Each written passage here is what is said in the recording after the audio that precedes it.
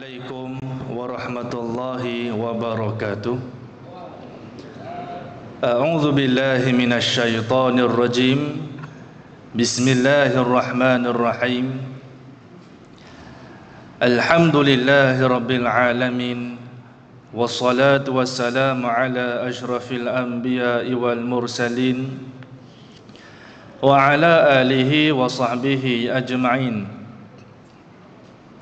أشهد أن لا إله إلا الله وحده لا شريك له ونشهد أن سيدنا محمدا عبده ورسوله اللهم صل وسلم وبارك على سيدنا محمد الفاتح لما أغلق والخاتم لما سبق ناصر الحق بالحق الهادي إلى صراطك المستقيم وصلى الله عليه وعلى آله وصحبه حق قدره ومقدار العظيم. وقال الله تعالى في الكتابه الكريم أعوذ بالله من الشيطان الرجيم بسم الله الرحمن الرحيم كل نفس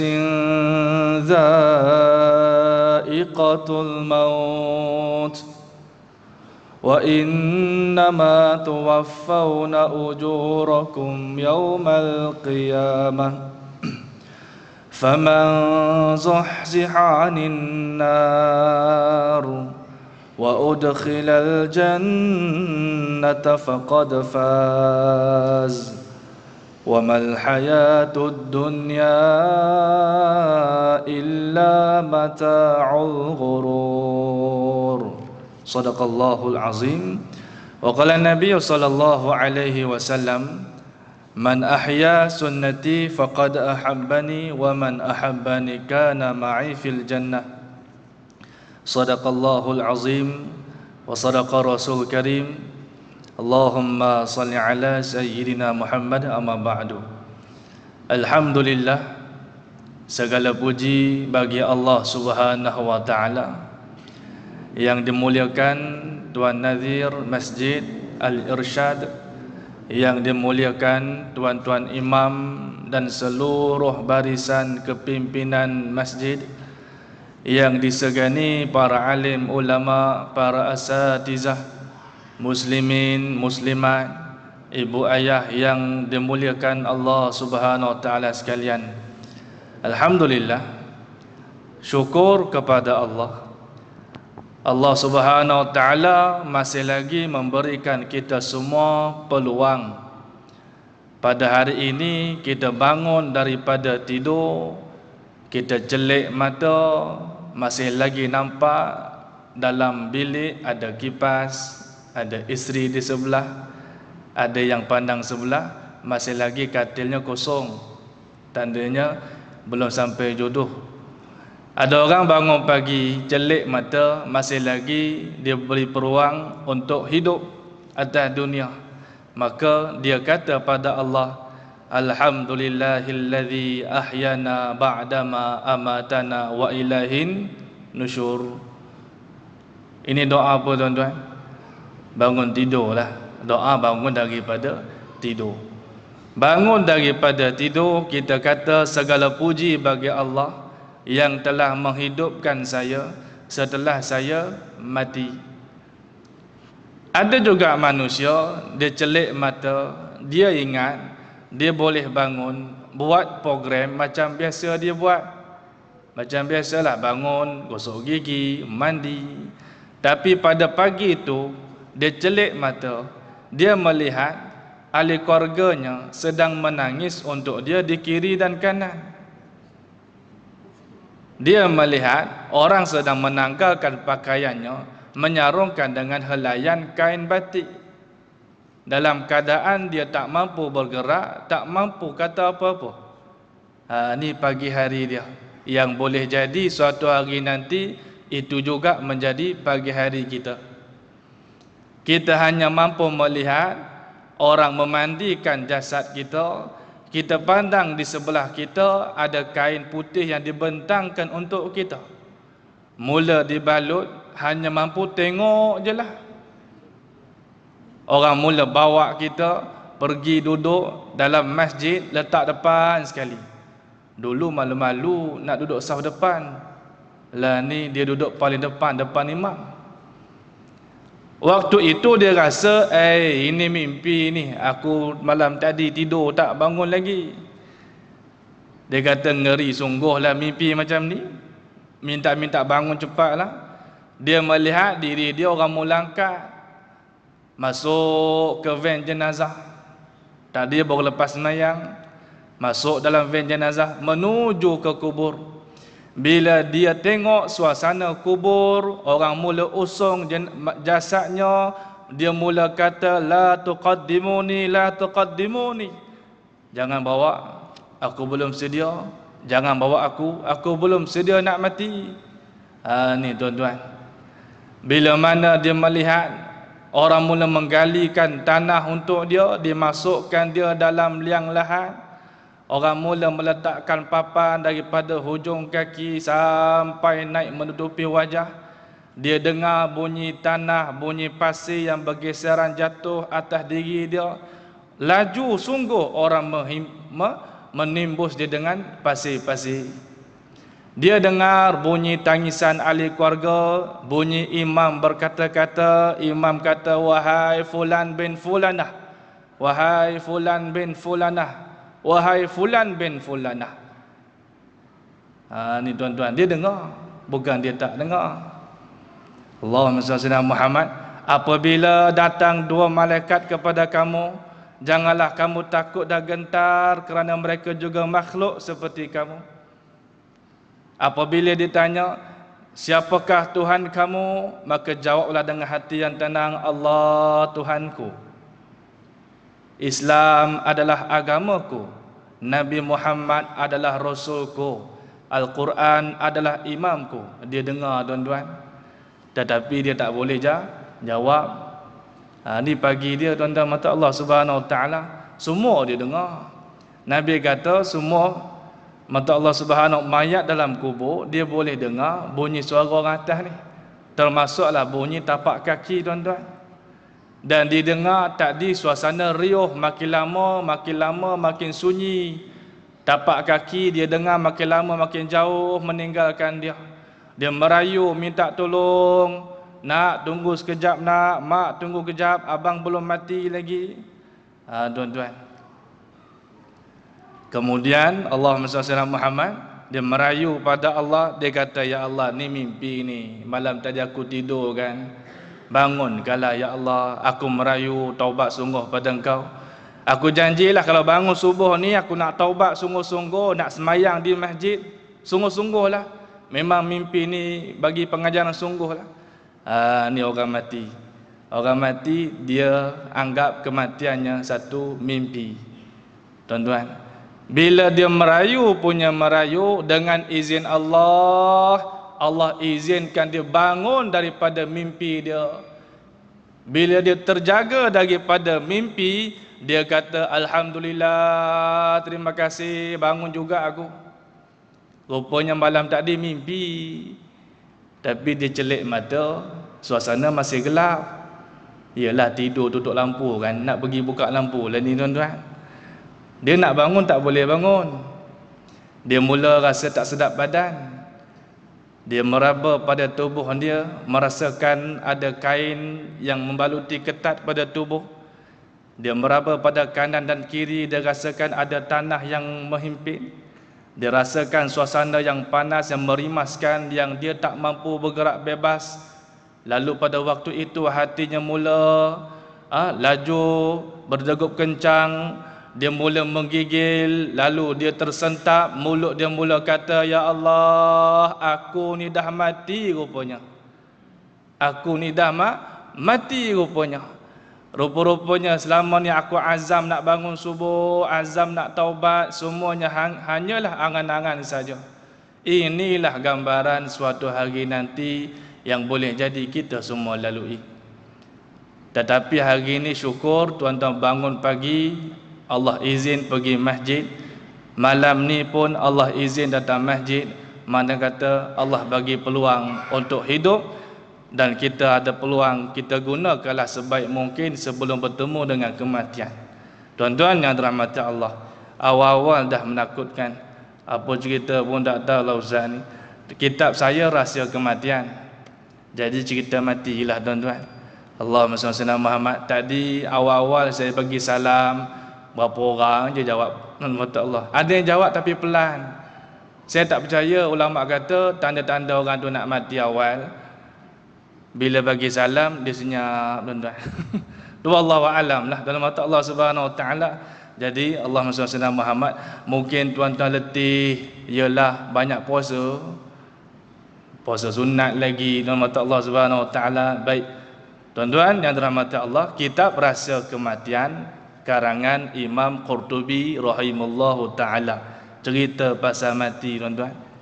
Jadi pentingkah kita mengingati akan kematian? Penting, sebab mati merupakan satu keadaan yang kita semua kena lalui. Ulama kata mati itu duduk di antara pejam dan celik. Mati itu duduk di antara pejam dan celik. Sama ada tuan-tuan tengah pejam, mati itu datang. Tuan-tuan tengah celik, mati itu pun datang. Mana kata mati itu dekat sungguh. Dalam kelipan mata kita yang keberapa pun kita tak tahu bilakah kita akan bertemu dengan kematian. Hari ini pejam celik nampak Pak Haji lagi. Lepas tu pejam celik nampak malaikat maut. Kalau mata dah nampak malaikat maut, dah tak boleh berbual dengan orang lain dah. Fokusnya hanya kepada malaikat maut, tak boleh cerita ke orang. Maka tuan-tuan mata Allah Subhanahu Wa Taala, malam ni kita nak muhasabah diri, nak buat persiapan dalam menghadapi kematian. Jadi inilah pertemuan kita kali kedua dalam pengajar rahsia kematian. Baik, kali pertama jumpa pengenalan saja, pengenalan isi kandungan kitab ni. Jadi pada malam ni tajuk yang pertama, cerita tentang nasihat mengenai kematian dan urusan hari akhirat. Tajuk dia apa dia tuan-tuan? Larangan mahukan kematian kerana penderitaan dan kesusahan hidup. Islam melarang kita minta mati sebab susah hidup, tak tahan, miskin, sakit. Ya Allah, mati kalau aku ya Allah, lagi bagus. Ni ada tak orang sebut begitu? Minta mati. Tuan-tuan, kita baca hadis Nabi sallallahu alaihi wasallam. Rasulullah sallallahu alaihi wasallam bersabda, la yatamanna yanna ahadukumul maut lidurrin nazala bihi fa in kana la budda mutamanniyan falyaqul Allahumma ahyini ma kanatil hayatu khairal li wa tawaffani idza kanatil wafatu khairal li. Hadis riwayat Bukhari dan Muslim. Nabi kata, sesungguhnya janganlah setiap kamu mahukan kematian kerana adanya suatu kesusahan hidup yang menimpa kamu. Apabila dia memang mahukan kematian tersebut, maka hendaklah dia berkata, ya Allah, hidupkanlah aku selagi mana kehidupan itu baik bagi aku, dan matikanlah aku jika kematian itu lebih baik bagi aku. Hadis riwayat Bukhari dan Muslim. Tuan-tuan yang dirahmati Allah, Nabi kata janganlah kamu minta mati. Allah bagi susah minta mati. Apakah hukum minta mati? Hukum asal makruh. Allah tak suka perbuatan minta mati. Yang haram bunuh diri. Bunuh diri haram. Tuan-tuan mata Allah, jangan minta bunuh diri. Sesiapa yang minta bunuh diri, tuan-tuan mata Allah Subhanahu Wa Taala, ni hukumnya dosa besar. Kesalahannya dosa besar. Orang yang bunuh diri. Tak kisahlah dia bunuh dengan cara dia, ataupun dia baring tengah kereta api ke, langgar dengan kereta api ke, ataupun dia upah orang, upahlah berapa orang, pembunuh upahan 5-6 orang, suruh bunuh dia, samalah juga hukumnya haram. Nama Allah Subhanahu Wa Taala. Baik, yang ini cerita bukan cerita pasal bunuh diri. Dia cerita Nabi sebut janganlah kita ni minta mati sebab hidup susah, tuan-tuan. Bawa bertenang. Kadang-kadang Allah uji kita ni berat. Tuan-tuan mata Allah, kadang-kadang ada orang mengadu, Ustaz, kenapa asyik saya saja kena uji? Sedangkan saya solat saya jaga, masjid saya pergi, Quran saya baca, tapi asyik saya je kena uji. Jiran saya semayangnya tidak. Time puasa dia makan, dia geng yak-yak-ye lah tu. Geng plastik hitam. Time puasa dia tak puasa, tapi hidupnya tenang je tengok. Tak ada pun masalah.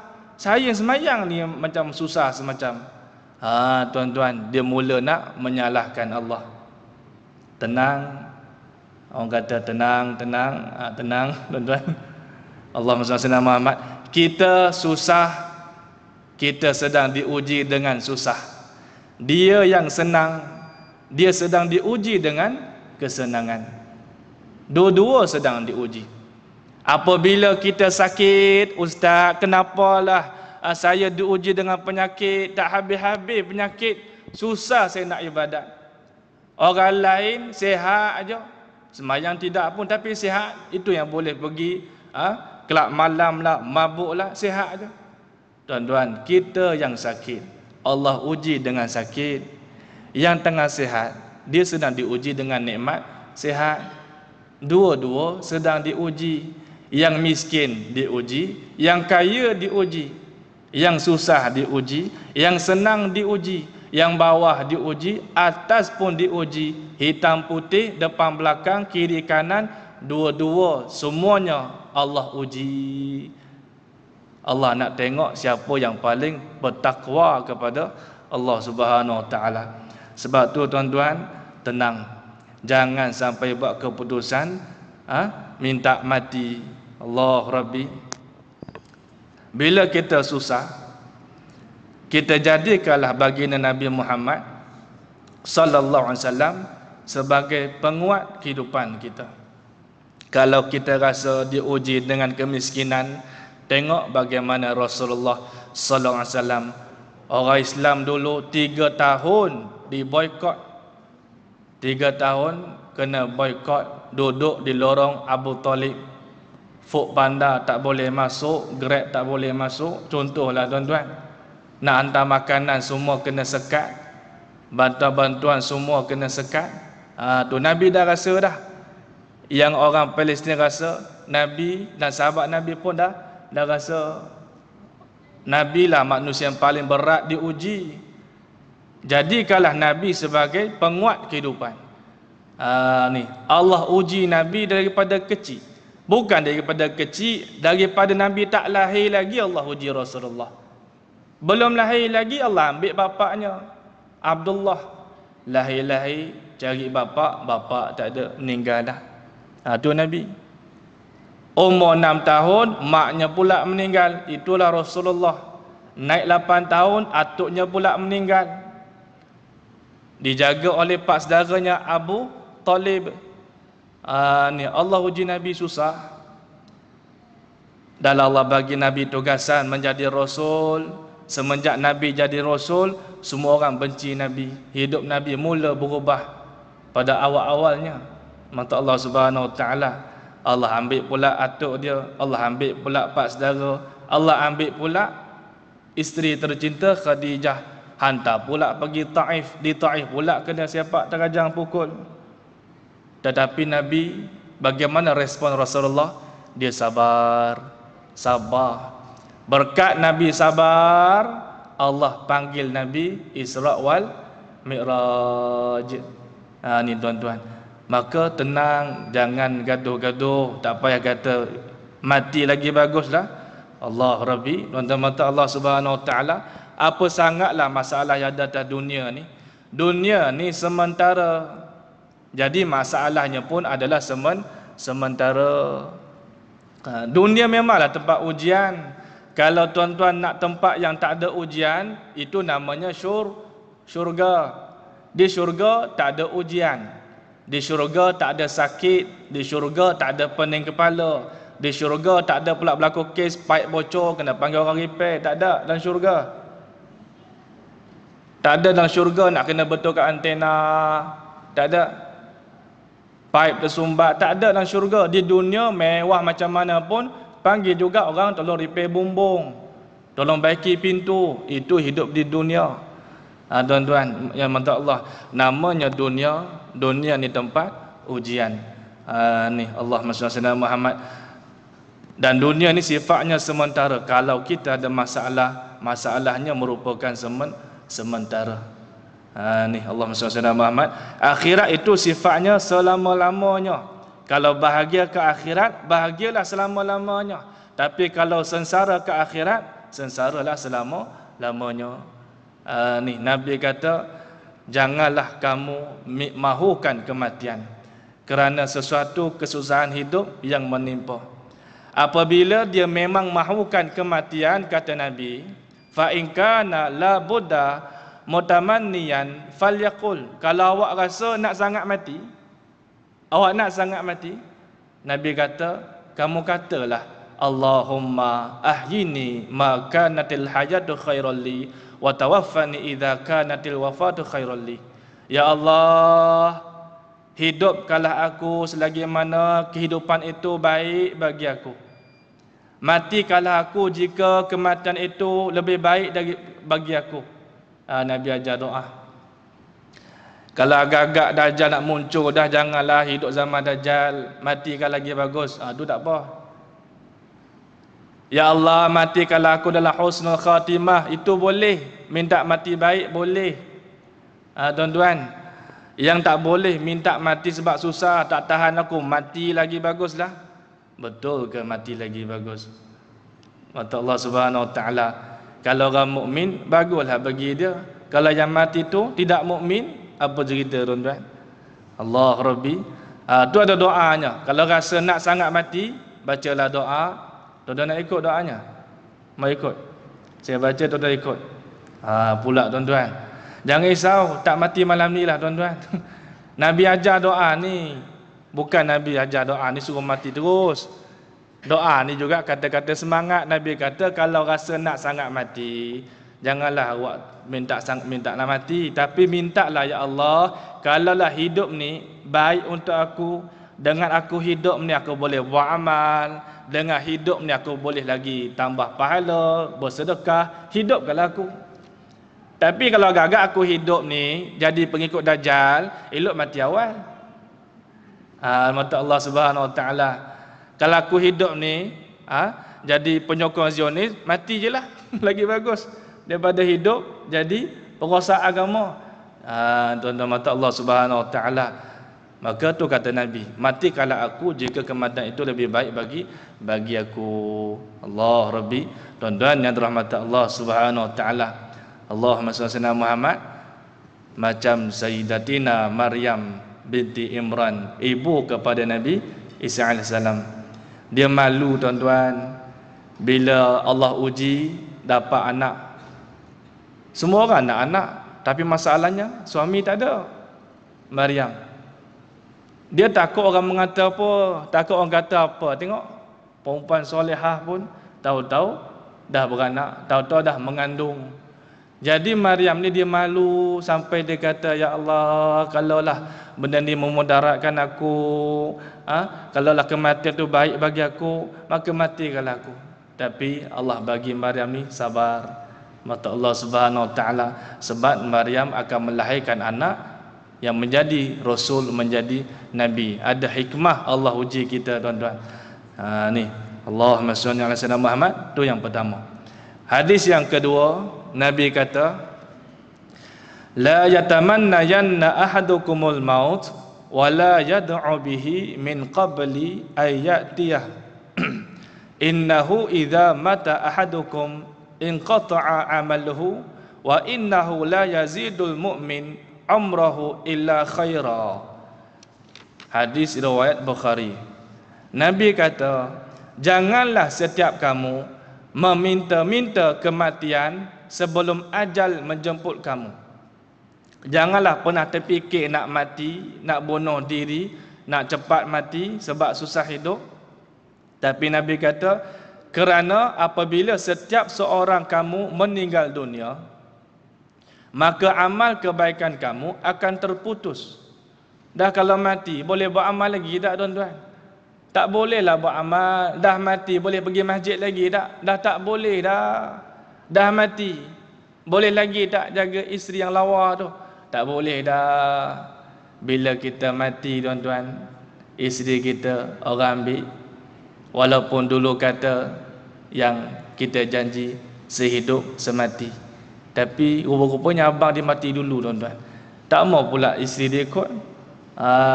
Ni tuan-tuan, 3 bulan kemudian isteri dia kahwin dengan Pak Imam yang tukang baca talqin tadi tu. Kata Allah Subhanahu Wa Taala. Sebab tu bila majlis perkebumian, perempuan tak payah ikut. Jangan bercampur lelaki perempuan. Bagi lelaki selesai dulu. Dah selesai semua, Pak Imam semua dah balik, barulah geng-geng perempuan masuk pergi ziarah pula dengan syarat dia bersih. Tapi ustaz, ini kali terakhir saya nak tengok suami saya. Akak tak bersih lagi, tunggu bersih. Tapi ustaz, tak ada tapi. Kalau datang pun juga majlis ini dia jadi majlis maksiat, bercampur lelaki perempuan. Mata Allah Subhanahu Wa Taala. Tu cara dia. Allahumma salli ala Muhammad. Ini nak jugalah orang duk usung keranda, akak pun nak usung keranda. Akak pula duk mencangkul juga, dia pun nak mencangkul tuan-tuan. Selah habis dia selak lengan ni. Dia pula paling laju mencangkul. Tu ya imam baca talqin tak fokus tu. Duk tengok depan. Janda depan. Mata Allah Subhanahu Wa Taala. Lala kahwin dengan Pak Imam tukang baca talqin. Ini bukan kisah benar ya. Ini kisah kisah angan-angan. Mata Allah Subhanahu Wa Taala. Baik. Bil kata Nabi, janganlah awak minta mati selagi ajal tak sampai. Janganlah minta mati, sebab bila awak mati, bila awak meninggal, maka amal kebaikan kamu pun akan terputus. Amal kebaikan kamu akan terputus. Mata Allah Subhanahu Wa Taala, tak boleh dah buat amal. Yang rasa nak mati sangat ni, yang rasa sikit-sikit nak bunuh diri, tertekan sikit nak bunuh diri, putus cinta je nak bunuh diri. Dia ingat orang kisahlah dia lepas mati tu tuan-tuan, awet dia cari pasangan lain, buat rugi je. Dia ingat dengan dia mati, dia ingat dengan kematian dia semua siaran TV akan terhenti. Agak-agak begitu tuan-tuan. Tuan-tuan, kalau agak-agak kita matilah, kalau kita meninggal dunia, adakah semua kerja-kerja dunia ni terhenti sebab kita mati? Tak. Mamak yang tengah goreng Maggi, dengar berita kita mati, dia sambung lagi 5 paket Maggi. Dia tak boleh apa. Tuan-tuan, adakah dengan kematian kita orang memandu jadi berhenti kereta, semua jadi jam pasal apa? Entah ada orang meninggal. Tak ada, orang tetap teruskan kehidupan. Dengan kematian kita, tuan-tuan mata Allah, tak ada pun semua syarikat berhenti bekerja bagi penghormatan. Tak, syarikat akan berjalan. Dia buat program dia je, dia tak layan. Yang berlakon filem teruskan berlakon filem. Yang tayangan drama pukul 7 tak terhenti pun, dia tetap tayang. Dengan kematian kita, apa dia kisah? Tuan-tuan mata Allah Subhanahu Wa Taala, dengan matinya kita, dunia ni tak pandang pun kita. Ahli keluarga boleh jadi sebulan sedih, boleh jadi isteri tuan-tuan lepas selesai kebumikan kita, isteri ni boleh jadi sedih seminggu, sedih, makan tak lalu, mandi tak basah, tidur tak lena. Anak panggil mak, mailah makan mak. Mak kata tak apalah nak, mak tak ada selera nak makan, teringat kat bapak engkau.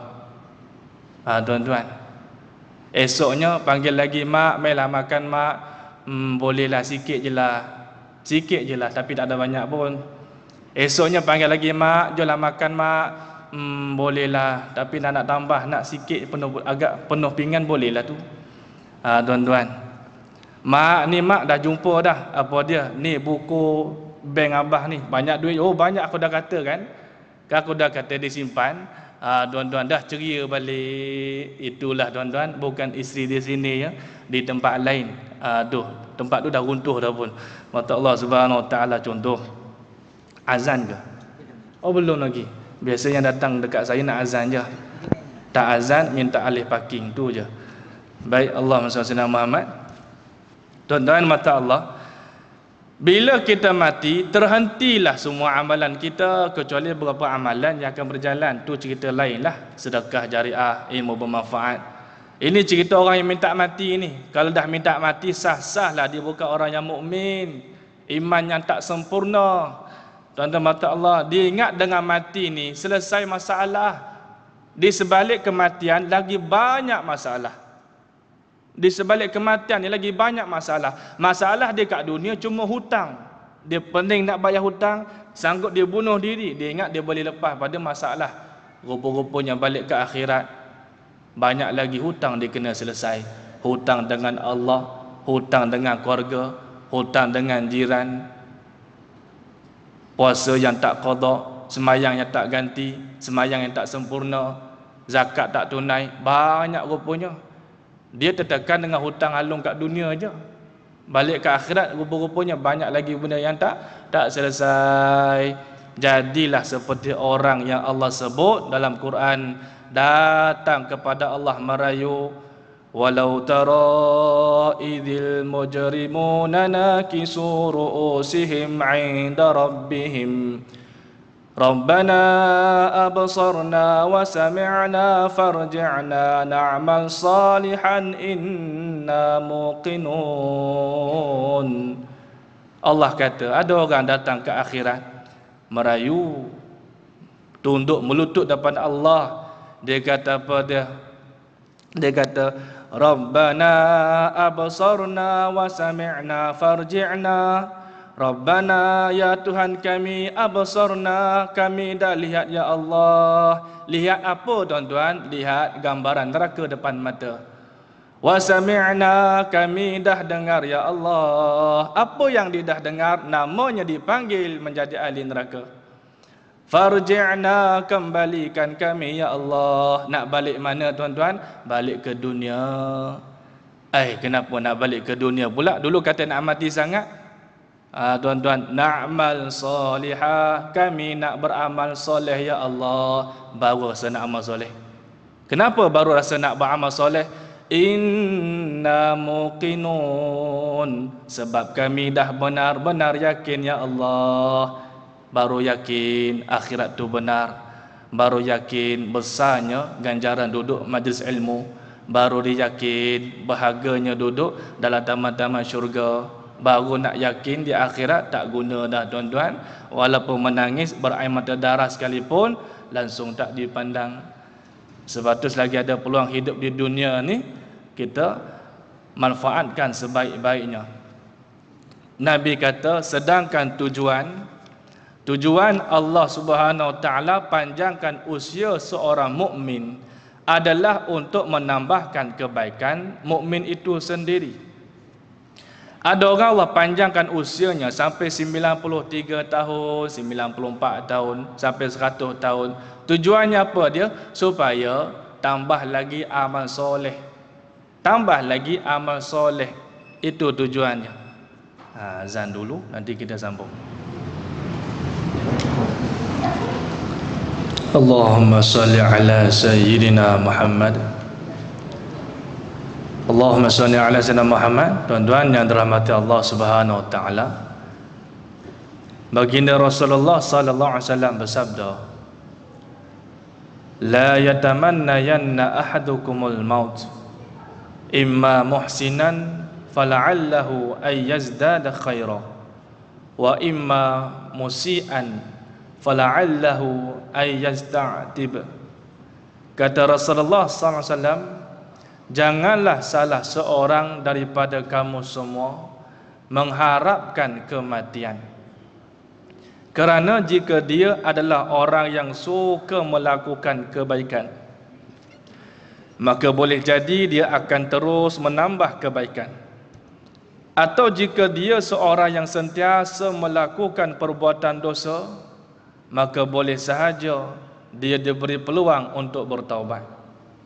Itu hikmah kenapa Allah bagi kita hidup.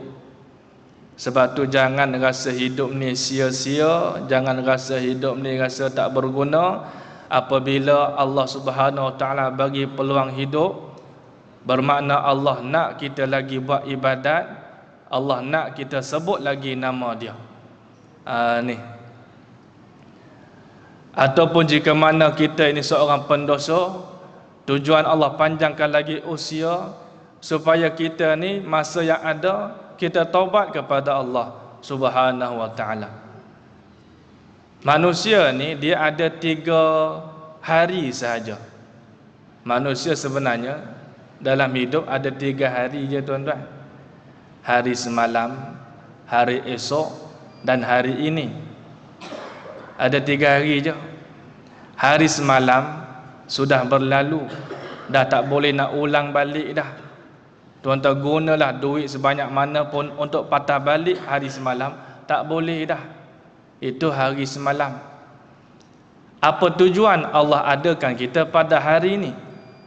Tuan-tuan, tujuan Allah adakan kita pada hari ini untuk membetulkan kesilapan kita yang semalam tu.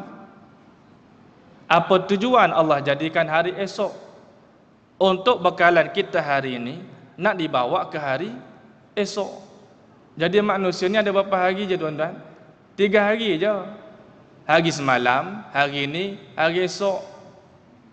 Ni tujuan hidup hari ni nak betulkan yang semalam tu, yang kurang kita baiki. Dah lawa hari ni, bawalah ke hari esok. Sama ada esok masih lagi berdiri atas dunia ataupun esok duduk dalam tanah. Allahumma salli ala sayyidina Muhammad. Baik, yang terakhir diriwayatkan pada Jabir bin Abdullah, dia berkata Rasulullah sallallahu alaihi wasallam bersabda, la tamannawul maut fa inna haulal matla'i syadid wa inna minas sa'adah ayyatula umrul abdi hatta yarzuqahullahul inabah. Kata Rasulullah, janganlah kamu mahukan kematian, kerana keadaan mati itu merupakan sesuatu yang amat dahsyat. Apabila seorang hamba diberikan usia yang panjang, bermakna Allah memberikan dia kesempatan untuk taubat kepada Allah. Dapat umur panjang untuk taubat kepada Allah Subhanahu Wa Taala. Sebab tu jaga mulut, jangan sesekali kita rasa hidup ni sia-sia, mati lagi bagus. Tidak. Kalau rasa nak minta mati, mintalah ya Allah, bagilah saya mati husnul khatimah, mati yang baik. Allah Rabbi, jangan pula buat keputusan bunuh diri.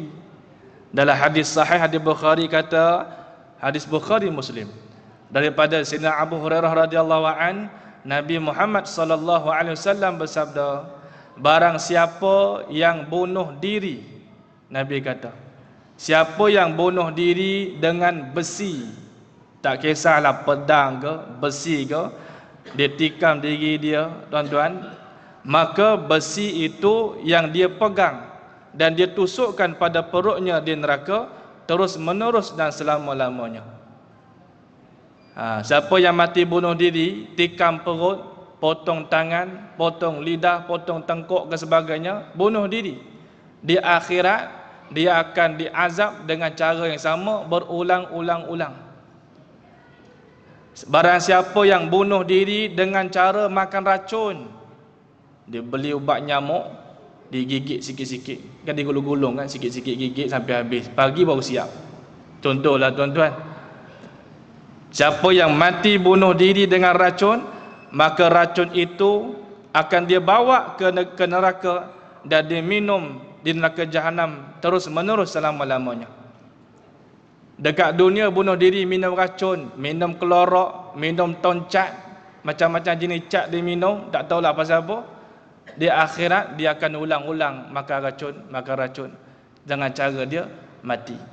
Barang siapa yang bunuh diri dengan terjun dari atas gunung, kata Nabi, maka di neraka dia akan terjun terus menerus selama-lamanya. Ni dengan cara apa sekalipun tuan-tuan cuba nak bunuh diri, ke akhirat macam itulah akan diulang-ulang nasib yang sama. Habis tu ayat azab lain tak ada, azab yang dia dah berzina ke apa. Azab lain berjalan juga. Azab zina bagi juga, azab membohong pun kena juga, tetapi rutin harian dia akan diulang-ulang dengan cara dia bunuh diri.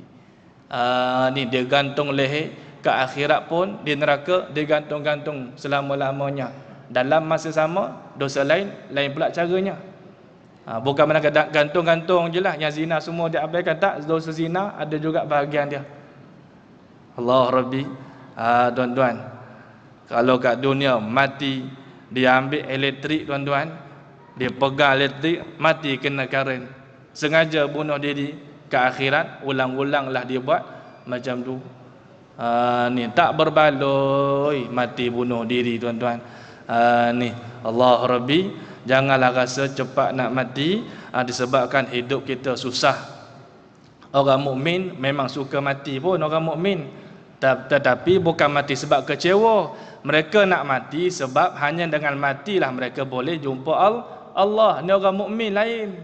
Orang mukmin rindukan kematian sebab hanya dengan jalan kematianlah mereka dapat bertemu dengan Rasulullah, jumpa dengan para sahabat, jumpa dengan arwah mak, arwah bapa. Bila semua tu lepas mati, jumpa di mana? Dalam syurga. Kalau macam tu, inilah sifat orang mukmin, dia pandang kematian tu indah. Tapi tak adalah sampai tahap membunuh diri. Sahabat ada seorang tentera Islam di zaman Nabi, lepas perang-perang, kawan ni dia banyak bunuh orang dah, dia banyak kalahkan pihak musuh. Cuma posisinya sekarang ni keadaannya dah teruk, dia tak tahan sakit, dia ambil pedang, dia cocok dada dia, alalang mati terus. Sahabat lain kata, oh dia ni syahid, dia ni syahid. Nabi kata tak, dia ni masuk neraka. Kenapa? Sebab dia tak tahan sakit, dia tikam diri di awal dulu.